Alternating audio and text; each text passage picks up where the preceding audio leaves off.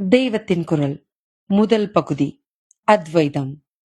சுவாமி நாமா இல்லையென்றால் ஜீவனும் பிரம்மமும் ஒன்றுதான் என்கிறார் ஸ்ரீ ஆதிசங்கர பகவத்பாதர்கள்.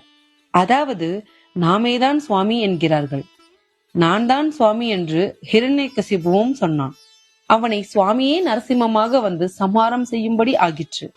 ஆச்சாரியால் நாம் தான் சுவாமி என்று சொல்வது ஹிரண்யகசிபு சொன்னது போலவா? இல்லவே இல்லை.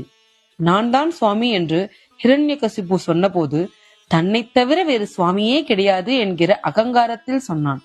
பகவத்பாதர்களோ சுவாமியை தவிர வேறு எதுவுமே கிடையாது என்பதால் நாமும் சுவாமிதான் என்கிறார். ஜீவன் தனக்கு உள்ள அகங்காரத்தை அடியோடு விட்டுவிட்டால் இவனே பிரம்மத்தில் கரைந்து பிரம்மமாகி விடுகிறான் என்கிறார்.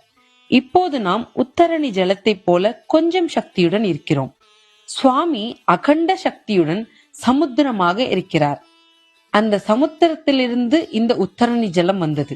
இந்த உத்தரணி ஜலம் தான் தனி என்கிற அகங்காரத்தை கரைத்து சமுத்திரத்தில் கலந்து சமுத்திரமே ஆகிவிட வேண்டும். நாம் சுவாமியாக இல்லாவிட்டால் சுவாமியை தவிர வேறான ஒன்றாக இருக்க வேண்டும்.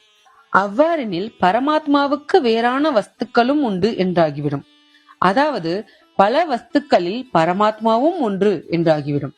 அவருடைய சம்பந்தம் இல்லாமல் அந்த பல வஸ்துக்கள் உண்டாகி இருக்கின்றன என்று ஆகும். இப்படி இருப்பின் அவர் பரமாத்மா சுவாமி என்பதே பொருந்தாதே. எல்லாமாக ஆன ஒரே சக்தியாக இருக்கிற மட்டும்தானே அவர் சுவாமி. எல்லாம் அவர் எனும்போது நாம் மட்டும் வேறாக இருக்க முடியுமா?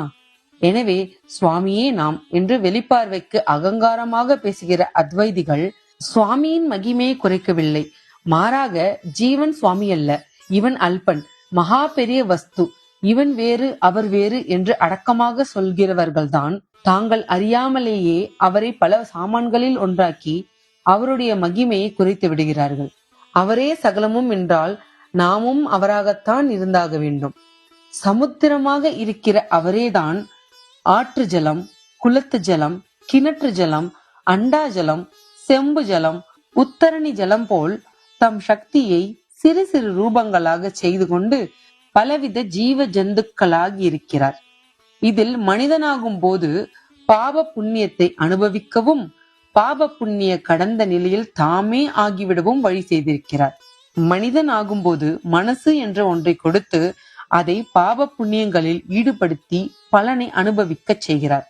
மனசு ஆடிக்கொண்டே இருக்கிற நிலையில் உள்ள நாம் எடுத்த எடுப்பில் பாப புண்ணியமற்ற நிலையை அடைந்து அவரே நாம் என்று உணர முடியாது. ஆகவே அவரே நாமாக இருந்தாலும் அதை நாம் அனுபவத்தில் உணர்வதற்கு அவரது அருளை பிரார்த்திக்க வேண்டியவர்களாகவே இருக்கிறோம். அவர் மகா பெரிய சுவாமி, நாம் அல்ப ஜீவன். அவர் மகா சமுத்திரம், நாம் உத்தரணை ஜலம் என்கிற எண்ணத்தோடு ஆரம்பத்தில் பக்தியை செய்ய வேண்டியவர்களாக இருக்கிறோம். சுவாமி கொடுத்துள்ள மனசுதான் இப்போது நம்மை அவரிடமிருந்து பேதப்படுத்துகிறது. இந்த மனசை எடுத்த எடுப்பில் போ என்றால் போகாது. ஆகவே இந்த நிலையில் அதே மனசால் அவர் ஒருத்தரை மட்டும் பற்றி கொள்ள வேண்டும். மனசை அவர் குரங்காக படைத்திருக்கிறார். அந்த குரங்கு இப்போது தேகத்தை கெட்டியாக பிடித்துக் கொண்டிருக்கிறது. ஆனால் சுவாமி இந்த தேகத்தை நசிப்பதாக அல்லவா வைத்திருக்கிறார். இந்த அழுகல் பழத்தை மனக்குரங்கு விட்டுவிட வேண்டும். அழுகாத பழம் கிடைத்தால் அழுகல் பழத்தை குரங்கு போட்டுவிடும். அழுகாத மதுரமான பழம் பரமாத்மாதான்.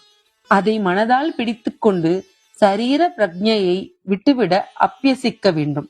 இதற்குத்தான் பக்தி, பூஜை, கஷேத்ராடனம் எல்லாம் வைத்திருக்கிறது. இவற்றில் மேலும் மேலும் பக்குவம் அடைந்து சரீர பிரஜை, அகங்காரம் அடியோடு போய்விட்டால் அவர் பரமாத்மா, நாம் ஜீவாத்மா என்கிற பேதமே போய் அவரே நாமாக அத்வைதமாக ஆகிவிடுவோம். நீ வேறனாதிருக்க நான் வேறனாதிருக்க என்று அருணகிரிநாதர் பாடிய அனுபவத்தை அடைவோம்.